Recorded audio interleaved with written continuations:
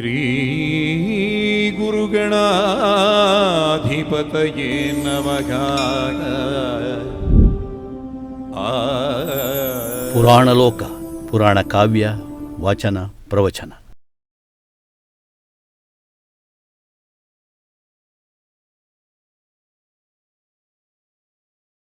ಶ್ರೀ ಗುರುಗಣಾಧಿಪತಯೇ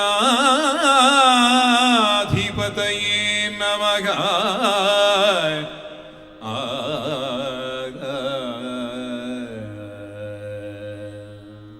ಪ್ರೀತಿಯ ಶ್ರೋತೃಬಾಂಧವರೇ, ಕನಕದಾಸಕೃತ ನಳಚರಿತ್ರೆಯ ವಾಚನ ವ್ಯಾಖ್ಯಾನ ಕಾರ್ಯಕ್ರಮವನ್ನು ಆಲಿಸ್ತಾ ಇದ್ದೀರಿ. ಹೋದ ಸಂಚಿಕೆಯಲ್ಲಿ ಕಾಮ್ಯಕಾವನದಲ್ಲಿರುವಂತಹ ಧರ್ಮರಾಜನನ್ನು ಮತ್ತು ಬಿಕ್ಕ ಪಾಂಡವರನ್ನು ಕಾಣುವುದಕ್ಕೆ ದೇವರಾಜನಿಂದ ಕಳುಹಿಸಲ್ಪಟ್ಟಂತಹ ರೋಮಶ ಮಹರ್ಷಿಗಳು ಸಕಲ ಋಷಿಗಣನದೊಂದಿಗೆ ಬರ್ತಾರೆ. ಬಂದವರು ಧರ್ಮರಾಜನ ಕ್ಷೇಮ ವಿಚಾರವನ್ನು ಕೇಳ್ತಾರೆ. ಆಗ ಕೌರವನಿಂದ ಜೂಜಿನಲ್ಲಿ ಸೋತು ಕಾಡಿನಲ್ಲಿ ಪಾಂಡವರು ಪಡ್ತಾ ಇರತಕ್ಕಂಥ ಕಷ್ಟದ ಬಗ್ಗೆ ತನ್ನ ಪರಿತಾಪವನ್ನು ಧರ್ಮರಾಜ ಹೇಳ್ತಾರೆ. ಆಗ ರೋಮಸ ಮಹರ್ಷಿಗಳು ಅವನನ್ನು ಸಮಾಧಾನ ಪಡಿಸ್ತಾ, ನೀನು ಪಟ್ಟಂತಹ ಒಂದು ಕಷ್ಟ ಅಷ್ಟೇನು ದೊಡ್ಡದು ಅಂತ ನನಗೆ ಅನ್ನಿಸುವುದಿಲ್ಲ. ಇದಕ್ಕಿಂತ ಮೊದಲು ಹಿಂದಿನ ರಾಜರುಗಳಾದಂಥ ನಳ, ಹರಿಶ್ಚಂದ್ರ, ಶ್ರೀರಾಮಾದಿಗಳು ವನಾಂತರಗಾಮಿಗಳಾಗಿ ಹೆಣ್ಣಂದಿಯರನ್ನು ಕೂಡ ಕಲ್ಕೊಂಡು ಬಹಳ ಕಷ್ಟಪಟ್ಟಿದ್ದಾರೆ. ಅವರ ಎದುರಲ್ಲಿ ನಿನ್ನದು ಕಷ್ಟವೇ ಅಲ್ಲ ಅಂತ ಹೇಳ್ತಾರೆ. ಆಗ ಧರ್ಮರಾಜನಿಗೆ ಆ ಕಥೆಯನ್ನು ಕೇಳಬೇಕು ಅಂತ ಮನಸ್ಸಾಗ್ತದೆ. ಅವನು ಹೇಳ್ತಾನೆ, ಆದಡಲೆ ಮುನಿನಾಥ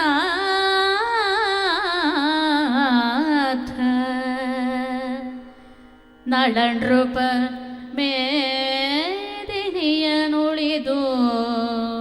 ಆ ನಳನೃಪ ಅವನಿಗಲೇ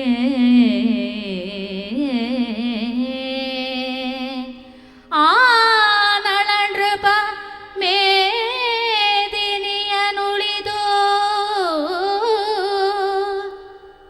ಅವನಿಯಲೇ ತಳೋದರಿಯ ತನ್ನ ಹೆಂಡತಿಯ ತಳೋದರಿಯ ಯಾತು ಆಗಲಿದನು. ತಾನಾರ ದೆಸೆಯಿಂದ ಸಾಧಿಸಿದನವನಿಯನು ಧರೆಯಂತಾದುದ ನಳನೃಪಗೆ ನೀವಿದ ಆದರಿಸಿ ಪೇಳೆನಲು ನಗುತ್ತಾ ಇಂತೆಂದನ ಮುನಿಪ.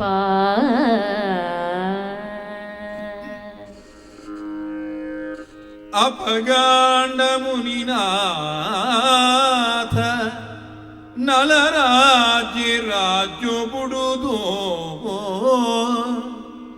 ನಳರಾಜ್ಯ ರಾಜ್ಯ ಬುಡುದು ಭೂಮಿದ ಮಿತ್ತು ಬುಡಿದಿ ನೆಂಚ ಕಳೆವುಂಡೇ. ಬೊಕ್ಕೇರೆದಿಸೆಟ್ಟು ಅರತಾನ ಪಡೆಬೊಂಡೇ. ಕೂಡ ಅರತಾಣ ಇಂಚ ತಿಕ್ಕಂಡು ಕುಡರಾಜೋ ಒದಗುಂಡೆಂಚ ನಳಗು. ಈ ಕತೆ ನೀರು ಪನೊಡುದೆನ್ನು ನಗ. ಈ ಕತೆ ನೀರು ಪನೊಡುದೆನ್ನಗ ಮುಗುರು ತೆಲಿ ಕೆಡಾರುಸಿ ಪಂಡೇ. ಮುಗುರು ತೆಲಿ ಕೆಡಾರುಸಿ ಪಂಡೇ.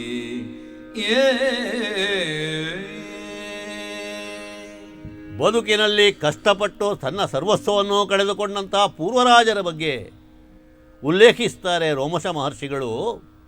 ಅದನ್ನು ಕೇಳಿದಂತಹ ಧರ್ಮರಾಜನಿಗೆ ಆ ಹಿಂದಿನ ಅರಸುಗಳ ಚರಿತ್ರೆಯನ್ನು ಕೇಳಬೇಕು ಅಂತ ಮನಸ್ಸಾಯಿತಂತೆ. ಯಾಕಂದರೆ ಅರಮನೆಯಲ್ಲಿದ್ದಾಗ ರಾಜಕೀಯವಾದಂತಹ ಬೇರೆ ಬೇರೆ ಸಮಸ್ಯೆಗಳಲ್ಲಿ ಮುಳುಗಿರ್ತಾರೆ ಅರಸು ಮಕ್ಕಳು. ಆದರೆ ಈಗ ಅಂತಹ ಯಾವುದೇ ರೀತಿಯ ಹೊಣೆಗಾರಿಕೆ ಅವನಿಗಿಲ್ಲ. ಕಾಡಿನಲ್ಲಿ ಸತ್ಸಂಗದಲ್ಲೇ ಇದ್ದದ್ದು, ದೌಮ್ಯಾದಿಗಳು ಯಾವಾಗಲೂ ಅವನಿಗೆ ಉಪದೇಶ ಮಾಡ್ತಾ ಇದ್ದದ್ದು. ಹಾಗಾಗಿ ಈಗ ಹೊಸ ಋಷಿಗಳು ಬಂದಿದ್ದಾರೆ, ಅವರ ಮುಖಾಂತರ ಕಥೆಯನ್ನು ಕೇಳುವ ಅಂತ ಧರ್ಮರಾಜನಿಗೆ ಮನಸ್ಸಾಗ್ತದೆ. ಅವ ಕೇಳ್ತಾನಂತೆ.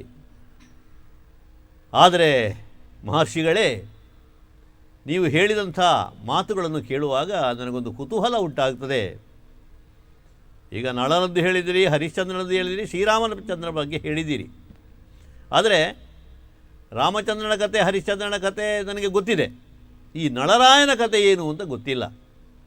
ಆ ನಳಚಕ್ರವರ್ತಿ ಪಟ್ಟಂತಹ ಪಾಡು ಏನು, ಅವ ತನ್ನ ರಾಜ್ಯ ಕೋಶಗಳನ್ನು ಕಳೆದುಕೊಂಡದ್ದು ಹೇಗೆ, ತನ್ನ ಹೆಂಡತಿಯನ್ನು ಅವರು ಕಳೆದುಕೊಂಡದ್ದು ಹೇಗೆ, ಅದನ್ನು ಹೇಳ್ತೀರಾ ಅಂತ ಕೇಳಿದಾಗ ಋಷಿಗಳು ಮುಗುಳ್ನಕ್ಕು ಹೇಳ್ತಾರಂತೆ. ವಸುಧೆಪತಿ ಕೇಳಿ ಚರಿತ್ರೆಯ ನಿಷದವಂತೆಂಬ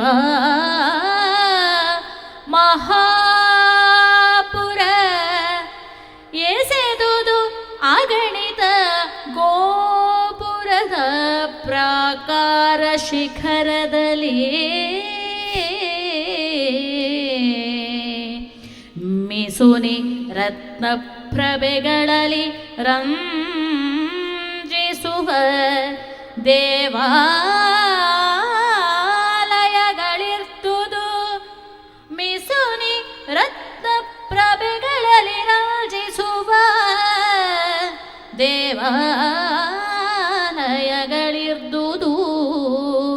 ವಸುದೆ ಗಚ್ಚರಿಗೆನಿಸಿತ ಪುರವರಸ ಕೇಳೆಂದ.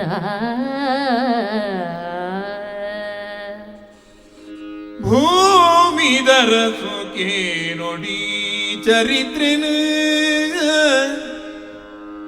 ಭೂಮಿದರಸು ಕೇನೊಡಿ ಚರಿತ್ರೆನು, ನಿಷದ ಪಲ್ಪಿನ ಮಲ್ಲವೂರುಡು ಮೆರೆವು ನವ್ವೇತೋ ಗುಡಿಗೋಪುರದಾಲಡೆದ ನೆತ್ತಿಡೆ. ಮೆರೆವು ನವ್ವೇತೋ ಗುಡಿಗೋಪುರದಾಲಡೆದ ನೆತ್ತಿಡೆ. ಮಿಸುರಿ ರತ್ನೋದ ಪ್ರಭೆಡೆ ಮಿನ್ಕುನ ದೇವ ಮಂದಿರೋಲಿತ್ತಂಡವನು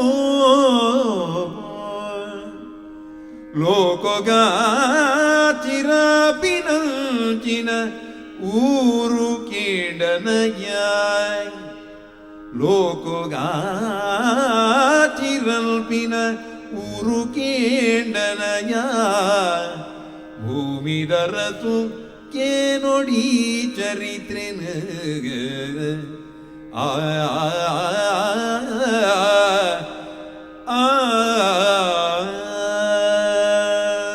ಆ ಧರ್ಮರಾಜನ ಚಿಂತೆಯನ್ನು ಪರಿಹರಿಸುವ ಸಲುವಾಗಿಯೇ ಬಂದಿರತಕ್ಕಂಥವರು ರೋಮಸ ಮಹರ್ಷಿಗಳು. ದೇವೇಂದ್ರ ಕಳುಹಿಸಿದ್ದು ಕೂಡ ಅದಕ್ಕೆ. ಇಲ್ಲಿ ಬಂದ ಮೇಲೆ ಅವರಿಗೆ ಗೊತ್ತಾಯಿತು ಧರ್ಮರಾಜ ಎಷ್ಟರ ಮಟ್ಟಿಗೆ ಚಿಂತಾಕ್ರಾಂತನಾಗಿದ್ದಾನೆ ಅಂತ. ಯಾವಾಗ ಅವನು ದುಃಖದಲ್ಲಿದ್ದಾನೋ ಆವಾಗ ಅವನ ಜೊತೆಯಲ್ಲಿರುವಂಥ ತಮ್ಮಂದಿರು ಕೂಡ ಅದೇ ಸ್ಥಿತಿಯಲ್ಲಿದ್ದಾರೆ. ಈ ಒಂದು ಬಿಗು ವಾತಾವರಣವನ್ನು ಸಡಿಲಗೊಳಿಸಿ ಎಲ್ಲರಿಗೂ ಸಮಾಧಾನ ಆಗುವ ಹಾಗೆ ಮಾಡಬೇಕು ಅಂತ ಇದ್ದರೆ ಅವರನ್ನು ಸಮಾಧಾನಗೊಳಿಸುವಂತಹ ಮಾತುಕತೆಯನ್ನೇ ನಾನು ಆಡಬೇಕು. ಈಗ ಪ್ರಸ್ತಾಪತ್ವೇನ ಅವನೇ ಪ್ರಶ್ನೆ ಮಾಡಿದ. ಪೂರ್ವಸೂರಿಗಳ ಕಥೆಯನ್ನೆಲ್ಲ ಕೇಳಬೇಕಂತಾಗಿದೆ, ಅದರಲ್ಲಿ ಕೂಡ ನಳರಾಯನ ಚರಿತ್ರೆ ಏನು ಎನ್ನುವುದನ್ನು ಹೇಳಿ ಅಂತ ಹೇಳುವಾಗ ನಸುನಕ್ಕು ಹೇಳ್ತಾರಂತೆ ರೋಮಶ ಮಹರ್ಷಿಗಳು, ಅಯ್ಯ ನಿನ್ನಂತಹ ಭೂಮಿಯ ಅರಸರುಗಳು ಕೇಳಬೇಕಾದಂಥ ಕಥೆ ಇದು.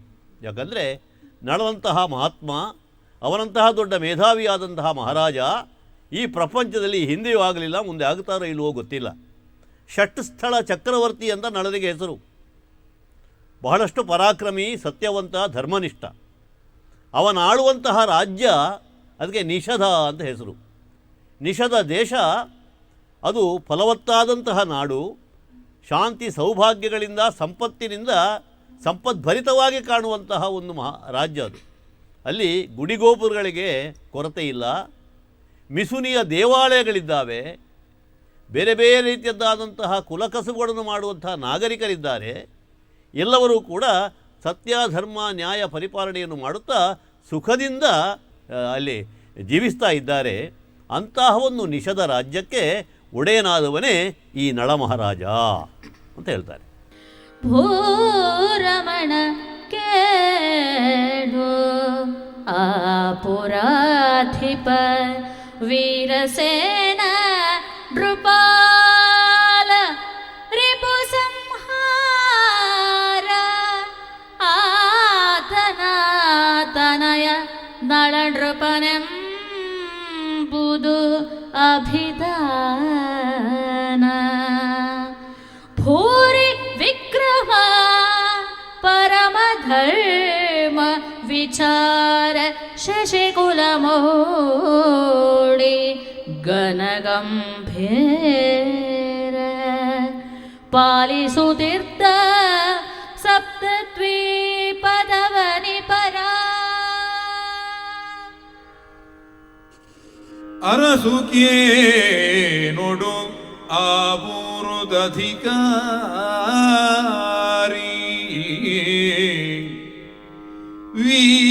ವೀರಸೇನೆ ನರಪಾಲಿ ಪಗೆಮಾನಿಲೆನು ಕೆಡಗಾಯಿ ಧೀರೆ ಆಯಮಗೆ ನಳನು ಪೆಂಪಿ ಬಿರ್ತದ ಭಾರಿ ಪರಾಕ್ರಮೀ ಪರಮ ಧರ್ಮ ವಿಚಾರೆ ತಿಂಗಳು ಬರಿದರ ಸುಲೆಡು ಮಲ್ಲಾಯಿ ಬೀರೆ ಪಾಲಿ ತೊಂದಿತ್ತೇಳು ದ್ವೀಪೋಲು ಬೀರೆ ಪಾಲಿ ತೊಂದಿತ್ತೇಳು ದ್ವೀಪೋದರ ಸುಬಾಲಿನೆನು ಅರಸುಗೆ ನೋಡು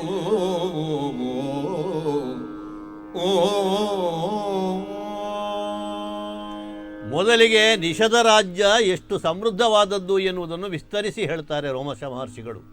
ಅಂತಹ ಒಂದು ಸಮೃದ್ಧವಾದಂತಹ ದೇಶವನ್ನು ಆಳ್ತಾ ಇದ್ದಂತಹ ಮಹಾರಾಜನ ಹೆಸರು ವೀರಸೇನ ಅಂತ.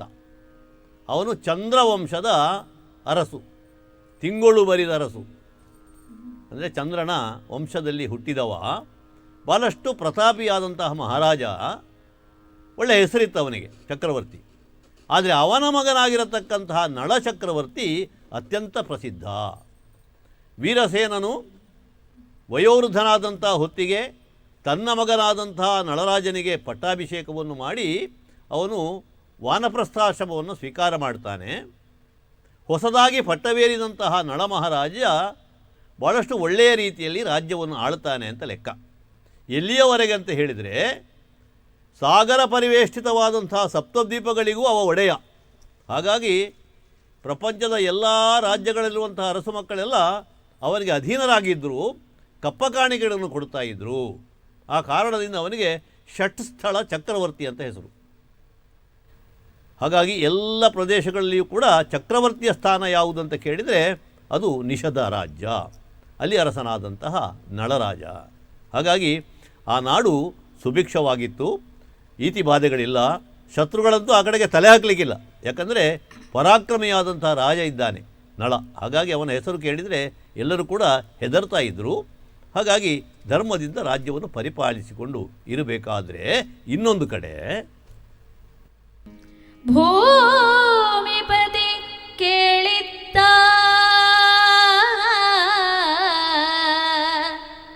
ಉತ್ತರ ಭೂಮಿಯಲ್ಲಿ ಪಚ್ಚಳಿಸುತ್ತಿಹ ಸುತ್ರಾಮಪುರದಂತೆ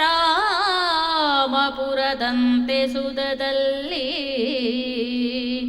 ವಿದರ್ಭ ನಗರವದು ರಾಮಣೀಯಕ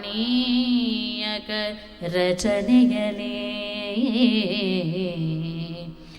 ನವಹೇಮ ಖಚಿತ ಸುರತ್ನ ಸೌಧಸ್ಥೋ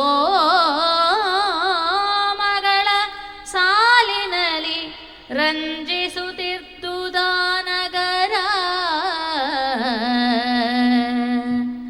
ರಂಜಿಸುತ್ತಿದ್ದುದು ಆ ನಗರ.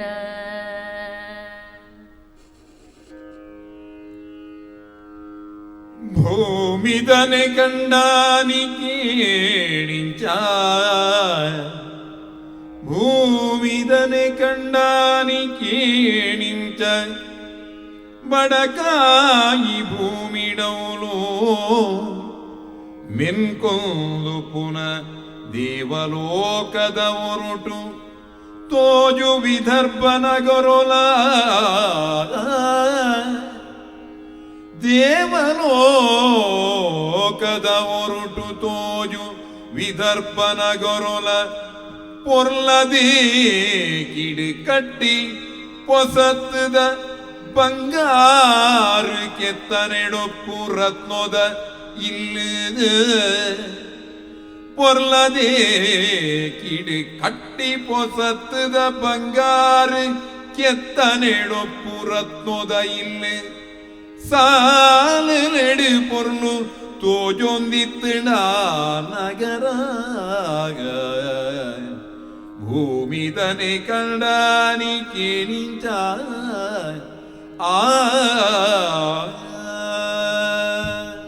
ಆರ್ಯಾವರ್ತದ ದಕ್ಷಿಣ ಭಾಗದಲ್ಲಿದ್ದಂತಹ ರಾಜ್ಯ ಯಾವುದು ಅಂತ ಕೇಳಿದರೆ ಅದು ನಿಷಧ ದೇಶ. ಅಲ್ಲಿಗೆ ಅರಸು ನಳಚಕ್ರವರ್ತಿ.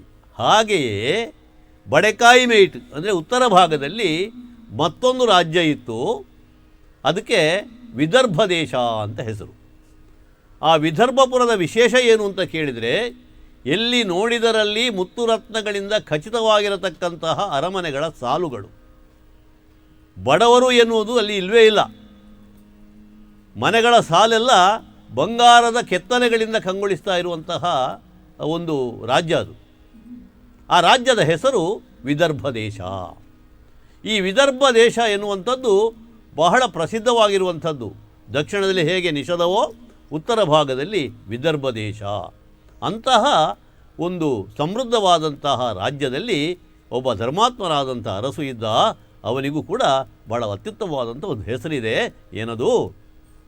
ಅಲ್ಲಿಗಧಿಪತಿ ಭೀಮನೃಪ. ಭೀಮನೃಪ.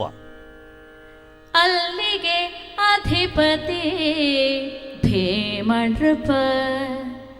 ಗುಣದಲ್ಲಿ ನಯದಲ್ಲಿ ವೀರ್ಯ ವಿತರಣದಲ್ಲಿ ಚಾತುರ್ಯದಲ್ಲಿ ಸೌಭಾಗ್ಯದಲ್ಲಿ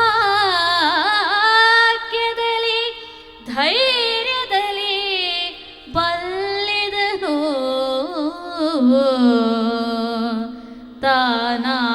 ತಾನಾಗಿ ನಿಜ ಸುತರಿಲ್ದವ್ಯಾದು ಉಮ್ಮಳಿಸುತ್ತಿರೇ ಮನದಲ್ಲಿ. ಅಲ್ಲಿಗ ಕ್ಷಣ ಬಂಧನ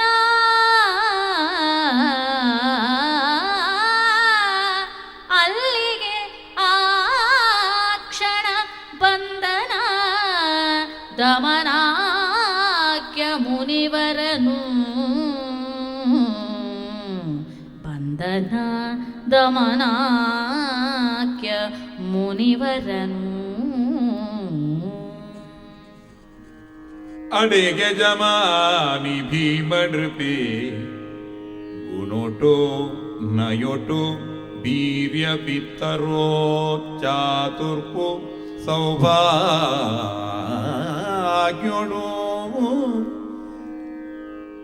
ತಂಕದ ಈರೊಡು ಮಲ್ಲಾಯೇತಾನಾದು ತನ್ಕ ಜೋಕುಲಿಜ್ಜಿಲ್ದು ಎತೆ ಕರಿಪಿಗಾಲೋಗೋ.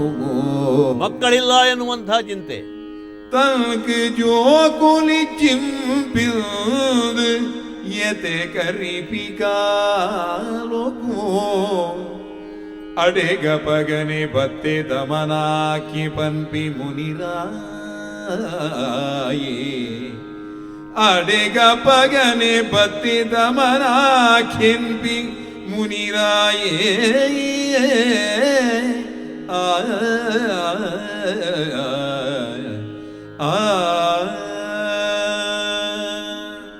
ಆ ವಿದರ್ಭ ದೇಶದಲ್ಲಿ ಮಹಾಪರಾಕ್ರಮಿಯಾದಂತಹ ಒಬ್ಬ ರಾಜರ್ಷಿ ಇದ್ದ. ಅವನ ಹೆಸರು ಭೀಮಕ ರಾಜ ಅಂತ. ಭೀಮಕ ರಾಜ ಅಂತ ಕೇಳಿದರೆ ಅಲ್ಲಿರುವಂಥ ಆ ಎಲ್ಲ ರಾಜ್ಯದ ಪ್ರಜೆಗಳಿಗೆ ಬಹಳಷ್ಟು ಆದರ ಅಭಿಮಾನ. ಪಂಥದಲ್ಲಿ, ಪರಾಕ್ರಮದಲ್ಲಿ, ವೀರ್ಯದಲ್ಲಿ, ಶೌರ್ಯದಲ್ಲಿ ಎಲ್ಲದಲ್ಲಿಯೂ ಕೂಡ ಅವನಿಗೆ ಎದುರಿಲ್ಲ ಅಂತ. ಅದೇ ರೀತಿಯಲ್ಲಿ ಧರ್ಮದಿಂದ ರಾಜ್ಯವನ್ನು ಆಳ್ತಾ ಇದ್ದಂತಹ ಒಬ್ಬ ಮಹಾರಾಜ. ಅವನ ರಾಜ್ಯದಲ್ಲಿ ಯಾವುದೇ ರೀತಿಯ ಕೊರತೆಗಳಿರಲಿಲ್ಲ. ಪ್ರಜೆಗಳು ಬಹಳ ಸುಖಿಗಳಾಗಿದ್ದರು. ಕಾಲಕ್ಕೆ ಮಳೆ ಬೆಳೆಗಳೆಲ್ಲ ಸರಿಯಾಗಿ ಆಗ್ತಾ ಇತ್ತು. ಒಂದು ದೇಶ ಸುಭಿಕ್ಷವಾಗಿರಬೇಕು ಅಂತ ಇದ್ದರೆ ಅಷ್ಟಿದ್ರೆ ಸಾಕಾಗ್ತದೆ. ಮತ್ತು ವೈರಿ ಬಾಧೆ ಅಲ್ಲಿಗೆ ಇಲ್ಲ. ಯಾರ ಮೇಲೆಯೂ ಅವನಿಗೆ ದ್ವೇಷ ಇಲ್ಲ. ಇನ್ನೊಬ್ಬರ ಮೇಲೆ ಅಭಿಯೋಗ ಮಾಡಿ ತಾನು ಇನ್ನೊಬ್ಬರ ರಾಜ್ಯವನ್ನು ಕಸಿದುಕೊಳ್ಳಬೇಕು ಎನ್ನುವ ಹಾಗೆ ದುರಾಶೆ ಇದ್ದಂತಹ ವ್ಯಕ್ತಿಯೂ ಅವನಲ್ಲ. ಆದ್ದರಿಂದ ಅಜಾತಶತ್ರುವಾಗಿದ್ದಂತಹ ಭೀಮರಾಜನ ಬಗ್ಗೆ ಉಳಿದ ಸಾಮಂತ ರಾಜರಿಗೂ ಕೂಡ ಒಳ್ಳೆಯ ಅಭಿಪ್ರಾಯ ಇತ್ತು. ಅಂಥ ಅರಸನಿಗೆ ಎಲ್ಲದರಲ್ಲಿಯೂ ಸಂತೃಪ್ತಿ ಉಂಟು. ಆದರೆ ಒಂದು ಚಿಂತೆ ಅವನಿಗೆ. ಏನು ಅಂತ ಕೇಳಿದರೆ, ಯೋಗ್ಯ ಸಂತಾನ ಲಾಭ ಆಗಲಿಲ್ಲ ಅಂತ. ಪಟ್ಟದರಸಿಯಲ್ಲಿ ಅವನಿಗೆ ಮುಂದಕ್ಕೆ ಅರಸು ಆಗಬಲ್ಲ, ಉತ್ತರಾಧಿಕಾರಿ ಆಗಬಲ್ಲಂತಹ ಒಬ್ಬ ಮಗನ ಅವಶ್ಯಕತೆ ಇತ್ತು. ಆದರೆ ಪುತ್ರ ಲಾಭ ಆಗಲಿಲ್ಲ. ಆ ಒಂದು ದುಃಖ ಬಿಟ್ಟರೆ ದಂಪತಿಗಳಿಗೆ ಬೇರೆ ಯಾವ ದುಃಖವೂ ಇರಲಿಲ್ಲ. ಹೀಗೆ ಚಿಂತಿಸ್ತಾ ಇರಬೇಕಾಗಿದ್ದರೆ ಒಂದು ದಿವಸ ಅವನ ಆಸ್ಥಾನಕ್ಕೆ ಒಬ್ಬ ಮಹಾಯೋಗಿಗಳಾದಂಥ ಋಷಿಗಳು ಬರ್ತಾರೆ. ಅವರ ಹೆಸರು ದಮನ ಋಷಿಗಳು ಅಂತ, ದಮನಾಖ್ಯ ಋಷಿಗಳು. ಆ ದಮನ ಋಷಿಗಳು ಬಂದ ಕೂಡಲೇ ಏನೋ ಒಂದು ಆಶಾತಂತು ಮೂಡಿದ ಹಾಗೆ ಆಗ್ತದಂತೆ ಭೀಮಕ ರಾಜನಿಗೆ. ಅವರನ್ನು ಬಹಳ ಗೌರವದಿಂದ ಎದುರುಗೊಂಡು ಅರ್ಘ್ಯಪಾದ್ಯಾದಿಗಳನ್ನು ಅವರಿಗೆ ಕೊಟ್ಟು ಅವರಿಗೆ ನಮಸ್ಕಾರ ಮಾಡಿ ಬಗೆಬಗೆಯಾಗಿ ಅವರನ್ನು ಸ್ತುತಿ ಮಾಡ್ತಾನಂತೆ. ಆದರೂ ಕೂಡ ದಮನಾಖ್ಯ ಋಷಿಗಳಿಗೆ ಏನೋ ಒಂದು ಸಂದೇಹ ಬರ್ತದೆ. ಮಹಾರಾಜ, ನೀನು ನನಗೆ ಬೇಕಾದಷ್ಟು ಆತಿಥ್ಯವನ್ನು ಮಾಡಿದ್ದಿ, ಮಾತಾಡ್ತಾ ಇದ್ದಿ, ಆದರೆ ನಿನ್ನ ಮುಖದಲ್ಲಿ ಯಾವುದೋ ದುಗುಡ ಕಾಣಿಸ್ತಾ ಇದೆ. ಮುಖ ಎನ್ನುವಂಥದ್ದು ಮನಸ್ಸಿನ ಕನ್ನಡಿ. ಹಾಗಾಗಿ ನೀನು ಮಾಡುವಂಥ ಉಪಚಾರ ಎಲ್ಲ ಯಾಂತ್ರಿಕವಾಗಿ ಕಾಣ್ತಾ ಇದೆ. ಯಾವುದೋ ಒಂದು ದುಃಖ ನಿನ್ನನ್ನು ಅಂತರಂಗದಲ್ಲಿ ಕೊರೀತಾ ಇರಬೇಕು. ಅದು ಯಾವುದು ನಿನ್ನ ಚಿಂತೆ ಹೇಳು ಅಂತ. ಆಗ ಭೀಮಕರಾಜ ಹೇಳ್ತಾನೆ, ಸ್ವಾಮಿ, ಬೇರೆ ಯಾವ ಚಿಂತೆಯೂ ನನಗಿಲ್ಲ. ನೀವು ಬಂದದ್ದು ಸಂತೋಷವೇ ಹೌದು. ಆದರೆ ಮನಸ್ಸಿನ ಒಳಗೆ ಒಂದು ದುಃಖ ನನಗಿದೆ. ಏನಂದರೆ, ಯೋಗ್ಯವಾದಂಥ ಪುತ್ರ ಸಂತಾನ ಇದುವರೆಗೆ ನಮಗಾಗಲಿಲ್ಲ. ಮದುವೆಯಾಗಿ ಅದೆಷ್ಟೋ ವರ್ಷ ಆಯಿತು. ಬೇಕಾದಷ್ಟು ವೃತ ಪೂಜೆ ಇತ್ಯಾದಿಗಳನ್ನೆಲ್ಲ ನಾವು ಮಾಡಿದ್ದೇವೆ. ಆದರೆ ದೈವಾನುಗ್ರಹ ನಮಗೆ ಆಗಲಿಲ್ಲ. ಮಕ್ಕಳ ಭಾಗ್ಯವನ್ನು ಆ ದೇವರು ಕರುಣಿಸಲಿಲ್ಲ. ಆ ಒಂದು ಕೊರತೆಯನ್ನು ಬಿಟ್ಟರೆ ಬೇರೆ ಏನೂ ಇಲ್ಲ. ಸದಾ ಅದೇ ನಮ್ಮನ್ನು ಕಾಡ್ತಾ ಇದೆ ಅಂತ. ಅವನ ಅರಸಿಯೂ ಕೂಡ ಹಾಗೆ ಹೇಳ್ತಾಳೆ ದುಃಖದಿಂದ, ಕಣ್ಣೀರುಗರೆಯುತ್ತಾ. ಇದನ್ನು ನೋಡಿದಂತಹ ಕೇಳಿದಂತಹ ಆ ದಮನ ಋಷಿಗಳು ಯೋಗ ದೃಷ್ಟಿಯಿಂದ ನೋಡ್ತಾ ಇರಂತೆ. ಆ ಯೋಗ ದೃಷ್ಟಿಯಿಂದ ನೋಡಿದಾಗ ಅವರಿಗೆ ಗೊತ್ತಾಗ್ತದೆ, ಇವರಿಗೆ ಮಕ್ಕಳ ಭಾಗ್ಯ ಇಲ್ಲದೇ ಇಲ್ಲ. ಮುಂದೊಂದು ಕಾಲಕ್ಕೆ ಮಕ್ಕಳಾಗುವಂತಹ ಯೋಗ್ಯ ಇವರಿಗೆ ಉಂಟು. ಆದರೆ ಸದ್ಯಕ್ಕೆ ಆಗಲಿಲ್ಲ. ಯಾಕೆ ಅಂತ ಹೇಳಿದರೆ, ಮಾಡಬೇಕಾದದನ್ನು ಅವರು ಮಾಡಲಿಲ್ಲ ಅಂತ. ಅವರು ಹೇಳ್ತಾರಂತೆ, ಅಯ್ಯ ಮಹಾರಾಜ, ಯಾವಾಗಲೂ ಸತ್ಕೃತಿಗಳನ್ನು ಮಾಡಿದರೆ ಮಾತ್ರ ಸತ್ಫಲಗಳು ಪ್ರಾಪ್ತಿಯಾಗುವಂಥದ್ದು. ನೀನು ಮಕ್ಕಳಾಗಲಿಲ್ಲ ಎನ್ನುವುದನ್ನು ಚಿಂತಿಸುವ ಬದಲು ಅದಕ್ಕೆ ಅನುಕೂಲವಾಗಿರತಕ್ಕಂಥ ಒಂದು ಯಾಗವನ್ನು ಮಾಡಿದರೆ ಒಳ್ಳೆಯದು. ಅದು ಚಿತ್ರಯಾಗ ಅಥವಾ ಪುತ್ರಕಾಮೇಷ್ಟಿ ಎನ್ನುವಂಥ ಒಂದು ಯಾಗ. ಅದನ್ನು ಮಾಡು, ನಾನೇ ಮುಂದೆ ನಿಂತು ಅದನ್ನು ಮಾಡಿಸ್ತೇನೆ, ಒಳ್ಳೆಯದಾಗ್ತದೆ ಅಂತ ಹೇಳ್ತಾರೆ. ಅಷ್ಟು ಕೇಳಿದ ಮೇಲೆ ಮಕ್ಕಳಾಗುತ್ತದೆ ಎನ್ನುವಂಥ ಸಂತೋಷದ ಆಧಿಕ್ಯದಿಂದ ಮಹಾರಾಜ ಆ ಕ್ಷಣವೇ ಯಾಗಕ್ಕೆ ಬೇಕಾದಂಥ ಎಲ್ಲ ಸಿದ್ಧತೆಗಳನ್ನು ಮಾಡ್ತಾನಂತೆ. ಯಾಗ ಸುಸಾಂಗವಾಗಿ ನಡೆಯುತ್ತದೆ.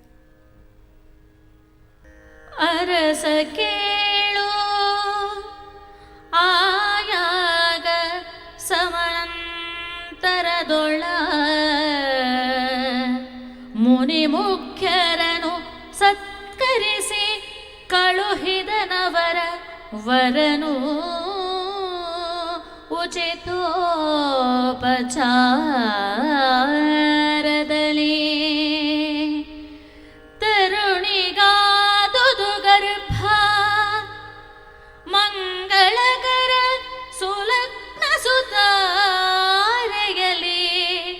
ನೃಪನರಸೆ ಪಡೆದಳು ನೃಪನರಸೆ ಪಡೆದಳು ತನುಜಯನು ನೃಪನರಸೆ ಪಡೆದಳು ತನುಜಯನು ಲೋಕೈಕ ಸುಂದರಿಯ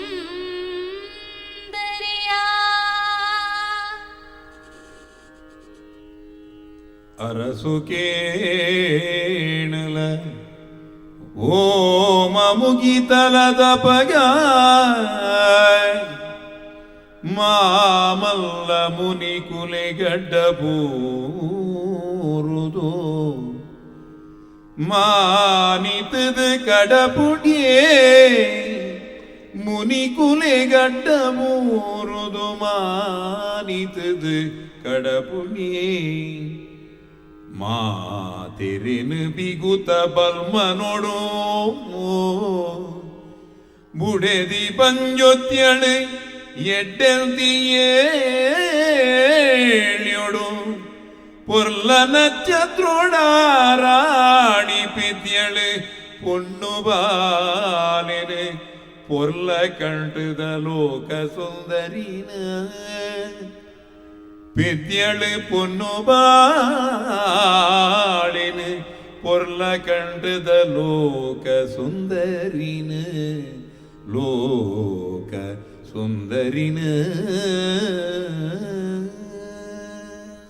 ಅವಳು ಪೆದ್ಯಳು ಪೊಣ್ಣು ಬಾಲೆನು ಪೊರ್ಲ ಕಂಡದ ಲೋಕ ಸುಂದರಿನು ಬಹಳ ಚೆಲುವೆಯಾದಂಥ ಲೋಕಸುಂದರಿಯನ್ನು ಪಡೆಯುತ್ತಾನೆ. ಉದ್ದೇಶ ಇದ್ದದ್ದು ತನಗೆ ಉತ್ತರಾಧಿಕಾರಿಯಾಗಬಲ್ಲಂಥ ಪುತ್ರ ಸಂತಾನ ಆಗಬೇಕು ಅಂತ. ಆದರೆ ದೇವರು ಅನುಗ್ರಹಿಸುವಾಗ ನಾವು ನಿರೀಕ್ಷೆ ಮಾಡಿದ್ದನ್ನೇ ಕೊಡ್ತಾರೆ ಅಂತ ಏನೂ ಇಲ್ಲ. ದಮನ ಋಷಿಗಳ ಪೌರೋಹಿತ್ಯದಲ್ಲಿ ಯಾಗವೇನೋ ಸುಸಾಂಗವಾಗಿ ನಡೆಯುತ್ತದೆ.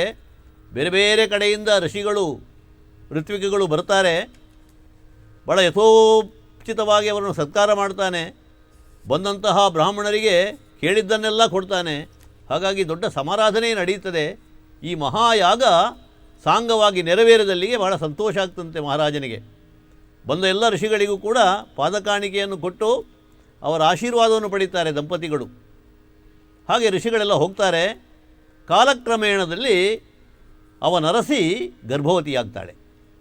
ಯಾಗದ ಫಲರೂಪವಾಗಿ ಆಕೆ ಗರ್ಭವನ್ನು ಧರಿಸಿ ನವಮಾಸದಲ್ಲಿ ಏನೆಲ್ಲ ಆಗಬೇಕು ಕಾಲಕಾಲಕ್ಕೆ ಅದೆಲ್ಲವನ್ನು ಮಾಡಿ 10ನೇ ಮಾಸದಲ್ಲಿ ಹೆಣ್ಣು ಮಗುವಿಗೆ ಜನ್ಮ ಕೊಡ್ತಾರಂತೆ. ಅದು ಕೂಡ ಪರಮ ಸುಂದರಿಯಾದಂಥ ಹೆಣ್ಣು ಮಗು. ಅದು ಆ ಸೌಂದರ್ಯ ಎನ್ನುವಂಥದ್ದು ಆ ಮಗುವಿನ ಶಿಶುರೂಪದಲ್ಲಿ ಅವರಿಗೆ ಕಾಣ್ತದೆ. ಗಂಡು ಮಗು ಅಲ್ಲದಿದ್ದರೂ ಕೂಡ ಹೆಣ್ಣು ಮಗುವಾದರೂ ಬಂತಲ್ಲ, ಹೆಣ್ಣು ಮಗು ಬಂದರೆ ಭಾಗ್ಯಲಕ್ಷ್ಮಿ ಬಂದ ಹಾಗೆ ಸಂತೋಷ ಆಯ್ತಂತೆ ಮಹಾರಾಜನಿಗೆ. ಅವರ ಸಂತೋಷಕ್ಕೆ ಪಾರ ಇಲ್ಲ. ಅವಳಿಗೊಂದು ಹೆಸರಾಗಬೇಕಲ್ಲ, ಏನು ಹೆಸರಿಡ್ತಾರೆ? ಅಮರದುಂದುಭಿ ಒಳಗಲು ಇಳೆ ಸಂಭ್ರಮಿಸೆ ಪುರಜನನಲಿಯೇ ನೃಪನು ಆ ಸಮಯದಲ್ಲಿ ದಮನಾಖ್ಯ ಮುನಿಗೆ ಅಭಿನಮಿಸಿ ನಿಜ ಸುತೆಗೆ ವಿಮಲನಾಮವ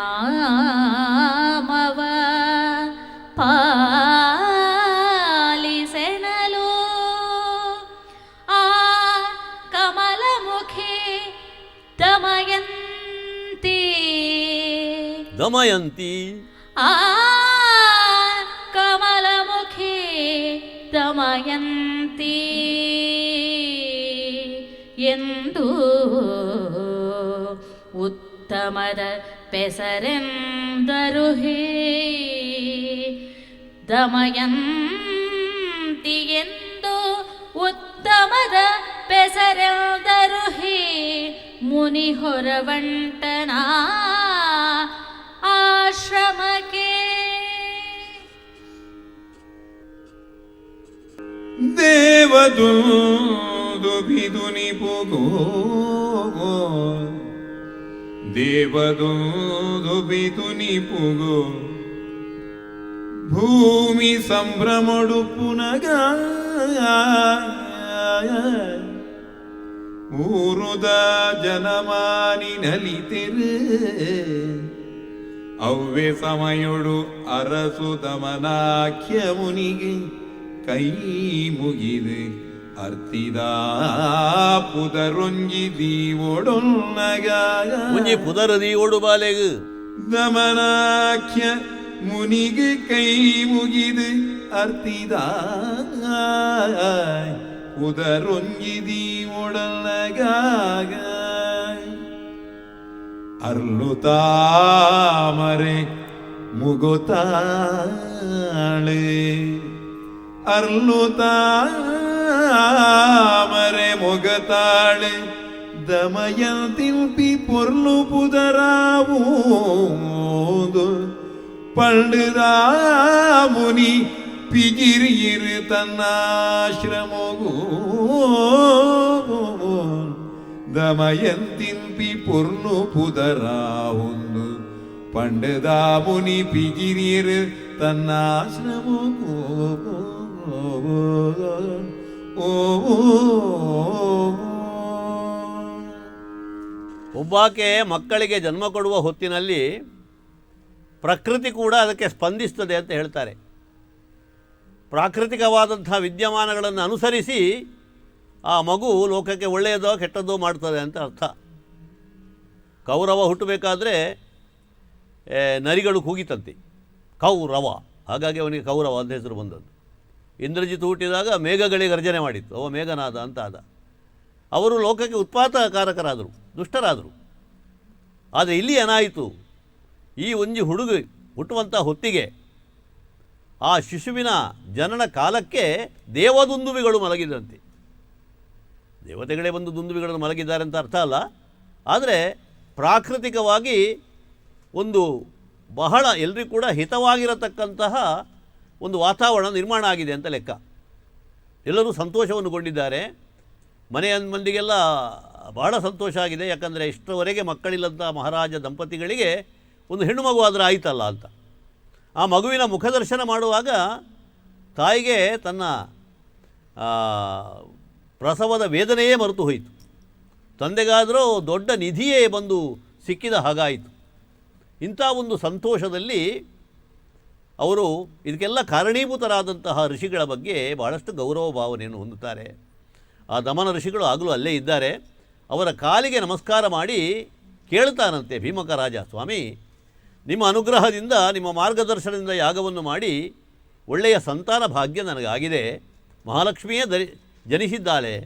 ಹೇಗಂತ ಹೇಳಿದರೆ ಕಮಲಮುಖಿಯಾಗಿದ್ದಾಳೆ. ತಾವರೆಯಂತಹ ಮುಖ, ವದನಾರವಿಂದವನ್ನು ಹೊಂದಿದಂತಹ ಮಗು. ಇದಕ್ಕೆ ಅನುರೂಪವಾದಂಥ ಒಂದು ಹೆಸರು ಬೇಕಲ್ಲ. ಯಾವುದೋ ಹೆಸರನ್ನು ನಮಗೆ ತೋಚಿದನ್ನು ನಾವು ಇಡಲಿಕ್ಕೆ ಆಗುವುದಿಲ್ಲ. ಹೇಗೂ ನಿಮ್ಮ ಮಾರ್ಗದರ್ಶನದಲ್ಲಿ ಎಲ್ಲ ಆಗಿದೆ, ಹಾಗಾಗಿ ನೀವೇ ಒಂದು ಹೆಸರಿಟ್ಟರೆ ಹೇಗೆ? ಆಗ ಋಷಿಗಳು ಹೇಳ್ತಾರೆ, ಹೌದಾ, ಈಗ ನಾನು ನಿಮಗೆ ಮಾರ್ಗದರ್ಶನವನ್ನು ಮಾಡಿದಷ್ಟೇ, ಆದರೆ ಮಕ್ಕಳ ಯೋಗ ಇದ್ದದ್ದು ನಿಮಗೆ. ಆದರೆ ಅದೊಂದು ಹೆಸರು ಉಳಿಬೇಕು ಅಂತ ಇದ್ದರೆ ದಮಯಂತಿ ಅಂತ ಹೆಸರಿಡಿ. ನನ್ನ ಮಾರ್ಗದರ್ಶನದಲ್ಲಿ ಆಯಿತು ಒಂದು, ಮತ್ತು ನಿಮಗೆ ಬದುಕಿಗೆ ಸಂತೋಷವನ್ನು ತಂದಂತಹ ಭಾಗ್ಯಲಕ್ಷ್ಮಿ ಆಕೆ, ಹಾಗಾಗಿ ದಮಯಂತಿ ಅಂತ ಹೆಸರಿಟ್ಟರೆ ಆಯಿತು ಅಂತ ಹೇಳಿದರು. ಅದಕ್ಕೆ ಬದಲು ಮಾತಿಲ್ಲ. ಅರಸ ಒಪ್ಪಿದ. ಗುರುಗಳಿಗೆ ಉಚಿತವಾದಂಥ ಉಡುಗೊರೆಗಳನ್ನು ಕೊಟ್ಟು ಅವರನ್ನು ಕಳುಹಿಸಿದ. ದಮನ ಋಷಿಗಳು ತಮ್ಮ ಆಶ್ರಮಕ್ಕೆ ಹೊರಟು ಹೋದರು. ಭಾಳ ಸಂತೋಷದಿಂದ ಆ ಮಗು ಅರಮನೆಯಲ್ಲಿ ಬೆಳೆಯುತ್ತಾ ಹೋಯ್ತಂತೆ. ಹೇಗೆ?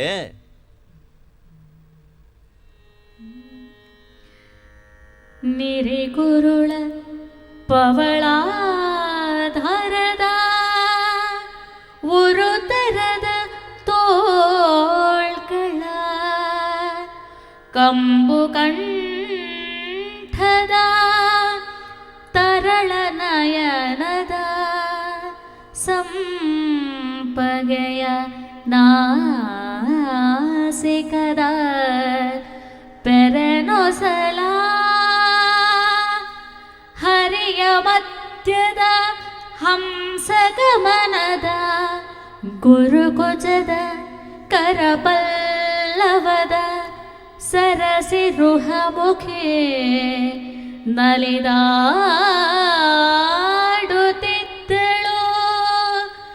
ನಲಿದಾಡುತ್ತಿದ್ದಳು ರಾಜಭವನದಲ್ಲಿ. ಆ ಬಾಲ್ಯದ ಪುರ್ಲಿಂಚೆ ತರುತ್ತಲೇ ನಿರಿಕುಜಲ ಪಕಳಕ್ಕೆ ಬಿಬಿಮ್ಮೋದ ನಿರಿಕುಜಲ ಪಕಳ ಬಿಮ್ಮೋದ ಆನೆದ ಸೊಣ್ಣಿಲೊಡ್ಡೊರದ ಕೈಕುಲು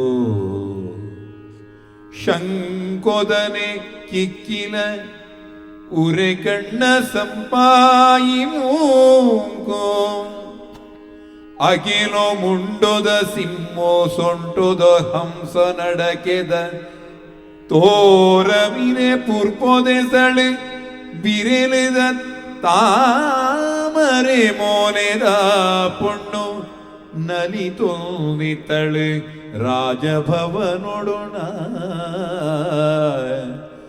ನಲಿತೋನಿತಳು ರಾಜಭವನೊಡೊಣ. ಹೆಣ್ಣು ಮಕ್ಕಳು ಹುಟ್ಟಿ ಬೆಳೆಯುವಾಗ ನಮಗೆ ಆಶ್ಚರ್ಯ ಆಗ್ತದೆ, ಹೇಗೆ ಬೆಳೀತಾರೆ ಅಂತ ಗೊತ್ತಿಲ್ಲ. ಹಾಗಾಗಿ ಬಾಳೆಯ ಗಿಡದ ಹಾಗೆ ಹೆಣ್ಣು ಮಕ್ಕಳು ಬೆಳೆಯುವುದಂತ ಒಂದು ಮಾತುಂಟು. ಈ ದಮಯಂತಿಯು ಹಾಗೆ ಸಣ್ಣ ಮಗು ಇದ್ದಾಗ ಎಷ್ಟು ಚಂದವೋ ಬೆಳೀತಾ ಬೆಳೀತಾ ಹೋದಾಗ ಅವಳ ಸೌಂದರ್ಯ ಇಮ್ಮಡಿಸಿತು. ಆ ಸೌಂದರ್ಯ ಹೇಗಿತ್ತು ಅಂತ ಹೇಳಿದರೆ ಕವಿ ವರ್ಣಿಸಿದ ಹಾಗೆ ಮುಂಗುರುಳು ಹಾರಾಡ್ತಾ ಇತ್ತು ದುಂಬಿಯ ಹಾಗೆ ಅಂತೆ. ಆಮೇಲೆ ತುಟಿಯಾದರೂ ಹವಳದ ಬಣ್ಣದ ತುಟಿ, ಕೆಂಪಾದ ಚೆಂದುಟಿಯನ್ನು ಹೊಂದಿದ್ದಾಳೆ. ಕಂಬು ಕಂಠಿನಿ, ಶಂಖದಾಕಾರದ ಅವಳ ಒಂದು ಕುತ್ತಿಗೆ. ಆಮೇಲೆ ಹರವಾದ ಅವಳ ಮೈಕಟ್ಟು, ಮತ್ತು ಸಿಂಹಕಟಿ, ಹಿಡಿಯಲ್ಲಿ ಸಿಕ್ಕಬೇಕು ಹಾಗಿದ್ದಂತಹ ಕಟಿ ಪ್ರದೇಶ. ಆಮೇಲೆ ಕೈಗಳಾದರೂ ಆನೆಯ ಸೊಂಡಿಲಿನ ಹಾಗೆಂತೆ, ನೀಳವಾದಂತಹ ತೋಳುಗಳು. ಹೀಗೆ ಚಂದ್ರನಂತಹ ಮುಖಾರವಿಂದ ಇಂತಹ ಸುಂದರಿಯಾದಂತಹ ದಮಯಂತಿ ದಿನೇ ದಿನೇ ಬೆಳೆಯುತ್ತಾ ಆ ಇಡೀ ಒಂದು ರಾಜವರ್ಗಕ್ಕೆ ಸಂತೋಷವನ್ನು ಉಂಟು ಮಾಡಿದ್ದಾಳೆ. ಆಕೆಯ ಸೌಂದರ್ಯಾತಿಶಯ ಎನ್ನುವಂಥದ್ದು ಬರೀ ವಿದರ್ಭ ರಾಜ್ಯದಲ್ಲಿ ಮಾತ್ರ ಅಲ್ಲ, ಇಡೀ ಪ್ರಪಂಚಕ್ಕೆ ಗೊತ್ತಾಗುವಂತಹ ರೀತಿಯಲ್ಲಿ ಅದು ಪ್ರಚಾರ ಆಯಿತು ಅಂತ ಹೇಳ್ತಾರೆ. ಈ ರೀತಿಯ ಬೆಳವಣಿಗೆ ಆಗ್ತಾ ಇರಬೇಕಾಗಿದ್ದರೆ ಒಂದು ದಿವಸ ಒಂದು ಘಟನೆ ನಡೆಯುತ್ತದೆ. ಏನದು? ಕೇಳು ಪಾಂಡವತನಯ ಭೀಮ ನೃಪಾಲನ ಓಲಗದಲ್ಲಿ ಧರಣಿ ಪಾಲಕರ ಚರಿತ ಪ್ರಸಂಗದೊಳಿರಲು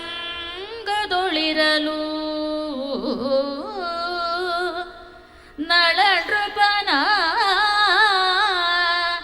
ಶೀಲವನು ಸೌಂದರ್ಯ ವಿಭವ ವಿಕಾಲಮತಿ ಲಾವಣ್ಯ ರೂಪಗುಣಾಳಿಗಳ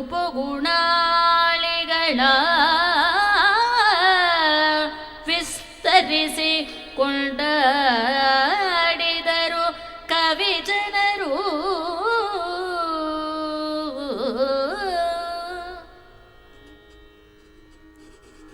ಕೇಳು ಪಾಂಡವ ಬಾಲೆ ಭೀಮಕರಾಜಿಬೋಲಗೊಡು ಭೂಮಿದರ ಸುಲೆ ಪರ್ಸಂಗೋ ಕಿಬಿ ಕೊರೊಂದು ಪುನಗ. ಆ ಓಲಗದಲ್ಲಿ ಭೂಮಿದರ ಸುಲೆ ಪುರ್ಸಂಗ ಕಿಬಿ ಕೊರೊಂದು ಪುನಗ. ನಳ ನೃಪತಿನ ಶೀಲೊನು ಪೊರ್ನು ಐಸಿರೋ ವಿಶಾಲ ಬುದ್ಧಿ ರೂಪುಲಾವಣ್ಯೋ ಗುಣುಕುಳೆನು ಬಿತ್ತರಿತು ಪುಗರಿಯರು ನಿರೆಯಿ ಕಬಿಜನೊಲೋ.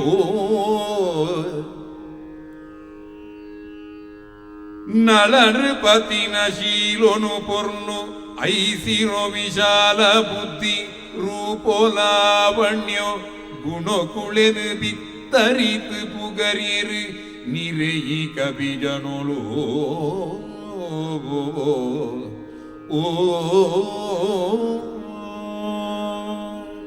ಒಂದು ಅರಸನ ಆಸ್ಥಾನ ಅಥವಾ ಒಲಗ ಚಾವಡಿ ಅಂತ ಹೇಳಿದರೆ ನಾನಾ ವಿಧದ ಜನರಿದ್ದಾರೆ ಅಲ್ಲಿ. ಮಂತ್ರಿಗಳು, ಪುರೋಹಿತರು, ಸೇನಾಪತಿಗಳು, ಚಾರಕ ವರ್ಗದವರು, ವದ್ದಿಮಾಗದರು, ಅದರ ಜೊತೆಗೆ ಬೇರೆ ಬೇರೆ ವಿದ್ವಾಂಸರು, ಕವಿಗಳು, ನೃತ್ಯಗಾರರು, ಸಂಗೀತಗಾರರು ಹೀಗೆಲ್ಲ ಇರ್ತಾರೆ.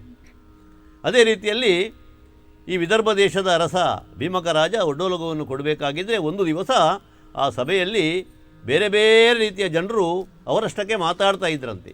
ಏನು ಅಂತ ಕೇಳಿದರೆ ಭೂಮಿಯಲ್ಲಿ ಶ್ರೇಷ್ಠನಾದ ಅರಸು ಯಾರು ಅಂತ ಹೇಳಿ. ಆ ಕಾಲಕ್ಕೆ ಪ್ರಪಂಚದಲ್ಲಿ ದೊಡ್ಡ ದೊಡ್ಡ ವ್ಯಕ್ತಿತ್ವವನ್ನು ಹೊಂದಿದಂಥ ಅರಸರು ತುಂಬ ಏನೂ ಇರಲಿಲ್ಲ. ಹಾಗಾಗಿ ಎಲ್ಲರೂ ಮಾತಾಡ್ತಾ ವಿಚಾರ ಏನು ಅಂತ ಕೇಳಿದರೆ ನಳ ಚಕ್ರವರ್ತಿಯ ವಿಚಾರ. ನಳನ ಬಗ್ಗೆ ಮಾತುಕತೆ ನಡೀತಾ ಇತ್ತು. ಅರಸ ಕೇಳ್ತಾ ಇದ್ದಾನೆ. ಅರಸ ಮಾತ್ರ ಅಲ್ಲ, ಸಭೆಯಲ್ಲಿ ಕವಿಗಳು ಬೇರೆ ಬೇರೆ ರೀತಿಯಲ್ಲಿ ನಳ ಮಹಾರಾಜನನ್ನು ವರ್ಣಿಸಬೇಕು ಅಂತ ಇದ್ದರೆ ಉಳಿದವರೆಲ್ಲ ಮೈಯೆಲ್ಲ ಕಿವಿಯಾಗಿ ಕೇಳ್ತಾ ಇದ್ದಾರಂತೆ. ಅವನ ರೂಪುಲಾವಣ್ಯ, ಅವನ ಶೌರ್ಯ, ಅವನ ಪರಾಕ್ರಮ, ಅವನ ಬೇರೆ ಬೇರೆ ರೀತಿಯದ್ದಾದಂತಹ ವೃತ್ತಾಂತಗಳು, ಇದೆಲ್ಲವನ್ನು ಕೇಳ್ತಾ ಕೇಳ್ತಾ ಜನಗರಿಗೆ ಆ ನಳನನ್ನೊಮ್ಮೆ ನೋಡಬೇಕು ಅಂತ ಆಯಿತು. ಅಷ್ಟು ರೀತಿಯಲ್ಲಿ ಇವರೆಲ್ಲ ವರ್ಣಿಸ್ತಾ ಇದ್ದಾರೆ. ಸಾಮಾನ್ಯವಾಗಿ ಓಲಗ ನಡೀತಾ ಇರಬೇಕಾಗಿದ್ದರೆ ಸಭೆಯಲ್ಲಿ ಇರುವಂಥವರು ಕೆಲವರು ಈ ರಾಣಿ ವಾಸದವರಿಗೆಲ್ಲ ಉಪ್ಪರಿಗೆಯಲ್ಲಿ ಒಂದು ವ್ಯವಸ್ಥೆ ಮಾಡಿರ್ತಾರೆ. ಅವರನ್ನು ಉಳಿದವರಿಗೆ ನೋಡಲಿಕ್ಕೆ ಆಗೋದಿಲ್ಲ. ಆದರೆ ಅವರಿಗೆ ಈ ಸಭೆಯಲ್ಲಿ ಏನು ಕಲಾಪಗಳು ನಡೆಯುತ್ತದೆ ಎನ್ನುವುದನ್ನು ನೋಡುವುದಕ್ಕೆ ಅವಕಾಶ ಇರ್ತದೆ ಮೇಲಿಂದ. ಹಾಗಾಗಿ ಇಲ್ಲಿ ಏನು ಮಾತುಕತೆ ನಡೀತಾ ಇತ್ತು, ಏನು ನಳಮಹಾರಾಜನ ವರ್ಣನೆ ನಡೀತಾ ಇತ್ತು, ಅದನ್ನು ಆ ಹೊತ್ತಿಗೆ ಸಭೆಯಲ್ಲಿದ್ದವರು ಮಾತ್ರ ಕೇಳಿದ್ದಲ್ಲ, ಅಂತಃಪುರದ ಸ್ತ್ರೀಯರು ಕೂಡ ಕೇಳ್ತಾ ಇದ್ದಾರಂತೆ. ಅದರ ಪರಿಣಾಮ ಏನಾಯಿತು ನೋಡಿ. ವನಜಮುಖಿ ಆವಾರ್ತೆಯಲ್ಲವ ಮನವೊಲಿದು ಕೇಳಿದಳು. ವನಜಮುಖಿ ಅದನ್ನು ಕೇಳಿದಳು. ಯಾರವಳು? ಹಿಕ್ಕುತ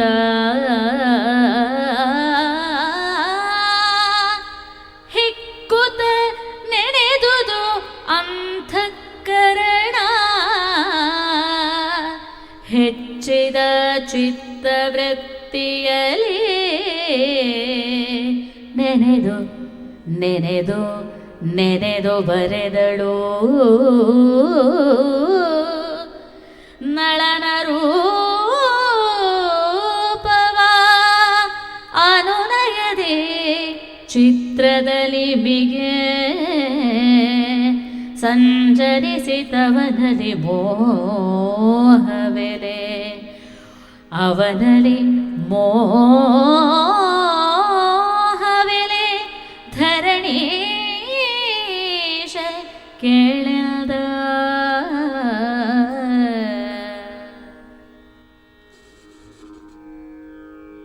ಅರಸು ಮಗಳ ಸುದ್ದಿ ಪಾತೆರೋ ಮಾತಲ ಮನದಿಂಜ ಕೇಂಡಳೆ, ಸುದ್ದಿ ಪಾತೆರೋ ಮಾತಲ ಮನದಿಂಜ ಕೇಂಡಳೆ, ಐಸುರುಡು ಉಡಲಿಡು ಸರಾಣೆ ಮನಸ್ಸಿದ ಮಲ್ಲ ಯೋಚನೆಡೆ, ಎನ್ನನಂಚಿನೆ ನಳನ ರೂಪನು ಬರೆದು ಚಿತ್ರಡು ನಯುಡು ಬಾವಿತು ಒಡನೆ ಪುಟ್ಟುಳ್ಳು ಮೋಕೆ ಆಯಡ ಅರಸ ಕೇಣನಯ ಎನ್ನು ನಂಚಿನಿ ನರನ ರೂಪನು ಬರೆದು ಚಿತ್ರೊಡು ನಯುಡು ಬಾಮಿತು ಒಡನೆ ಪುಟ್ಟುಡು ಮೋಕೆ ಆಯಡ ಅರಸ ಕೇಣನಯ.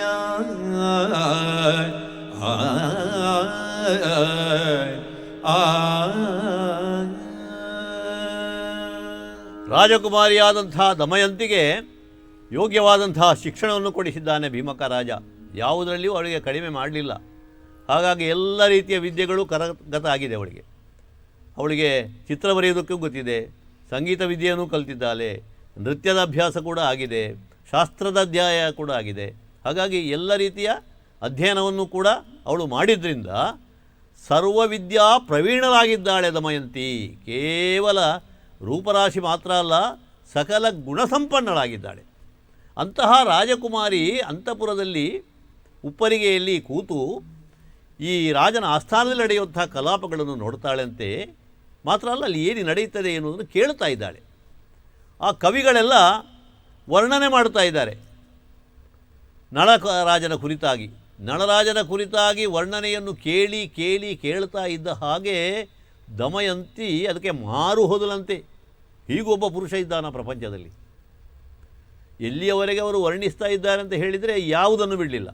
ನಳನ ರೂಪ ಹೇಗಿದೆ, ಅವನ ಮುಖ ಹೇಗಿದೆ, ಅವನ ಒಟ್ಟು ಆಳಂಗ ಹೇಗಿದೆ, ಅವನ ಒಂದು ವರ್ಚಸ್ಸು ಹೇಗೆ, ಇದೆಲ್ಲವನ್ನು ಕೂಡ ಎಳೆಯಾಗಿ ಕವಿಗಳು ಬಣ್ಣಿಸ್ತಾ ಇರಬೇಕಾಗಿದ್ದರೆ ತದೇಕ ಚಿತ್ತದಿಂದ ಅದನ್ನು ಕೇಳ್ತಾ ಇದ್ದಂತಹ ಆ ದಮಯಂತಿ ಅವಳಿಗೆ ಅರಿವಿಲ್ಲದ ಹಾಗೆ ಅಲ್ಲೇ ಇದ್ದಂತಹ ಒಂದು ಪತ್ರದಲ್ಲಿ ಚಿತ್ರವನ್ನು ಬರೀತಾಳಂತೆ. ಆ ಚಿತ್ರ ಎಲ್ಲಿ ಆಯಿತು ಅಂತ ಹೇಳಿದರೆ ಒಬ್ಬ ಸುಂದರ ಪುರುಷನ ಚಿತ್ರವನ್ನು ಅದು ಆಗಿ ಮಾರ್ಪಟ್ಟಿತ್ತು. ಅಂದರೆ ಆ ನಳ ಹೀಗಿರಬಹುದು ಎನ್ನುವುದನ್ನು ಕಲ್ಪನೆಯಿಂದ ಆ ವರ್ಣನೆಯನ್ನು ಕೇಳಿ ಅವಳು ಬರೆದಂತಹ ಚಿತ್ರ ಮನ್ಮಥರನ್ನೂ ನಾಚಿಸುವಂತಹ ಒಬ್ಬ ಸುಂದರಾಕಾರದ ಪುರುಷನ ಚಿತ್ರವಾಗಿತ್ತು. ಅದನ್ನು ನೋಡ್ತಾ ಅದರಲ್ಲಿ ಮೈಮರೆತಲು ತಲ್ಲೀನಳಾದಳು.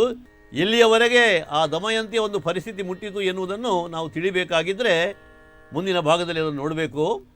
ಇವತ್ತಿನ ಸಂಚಿಕೆಯನ್ನು ಇಲ್ಲಿಗೆ ಮುಕ್ತಾಯಗೊಳಿಸುವ. ಮೇದಿನಿಯುಳಿ ಪುಣ್ಯ ಚರಿತೆಯ ಆದರಿಸಿ ಬರೆದೋದಿ ಕೇಳುವ ಸಾಧು ಸಜ್ಜನರಾದವರಿಗೆ ಅಹುದು ಅಖಿಳ ಕೈವಲ್ಯ ವೇದಗೋಚರ ಕೃಷ್ಣ ವರಪುರ ಆದಿಕೇಶವನ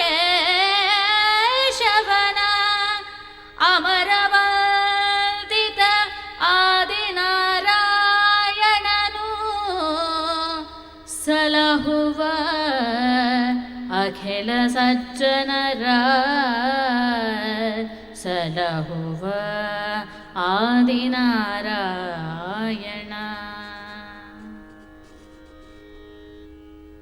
ಲೋಕೊಡಿ ಪುಣ್ಯಕಥೆನ ಬರೆದು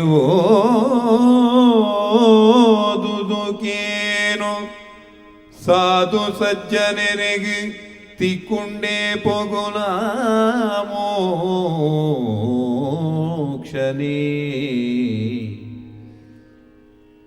ಸಜ್ಜನರಿಗೆ ತಿಕ್ಕುಂಡೆ ಪೋಗ್ಲ ಮೋಕ್ಷನೇ ಅತ್ತಂದೆ ವೇದಗೋಚರೆ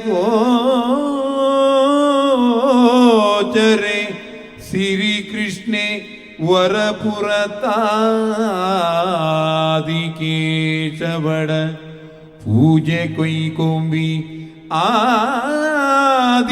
ಆದಿನಾರಾಯಣೆ ಕಾಪುವೆ ಏ ಪೊಗ್ಲಾ ಸರ್ವೆರೆನು ಆದಿನಾರಾಯಣೆ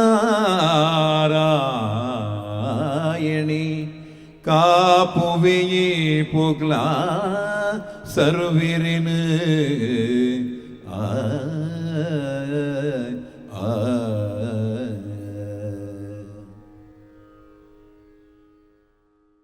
ಶ್ರೀ ಗುರುಗಣಾಧಿಪತಯೇ ನಮಃ.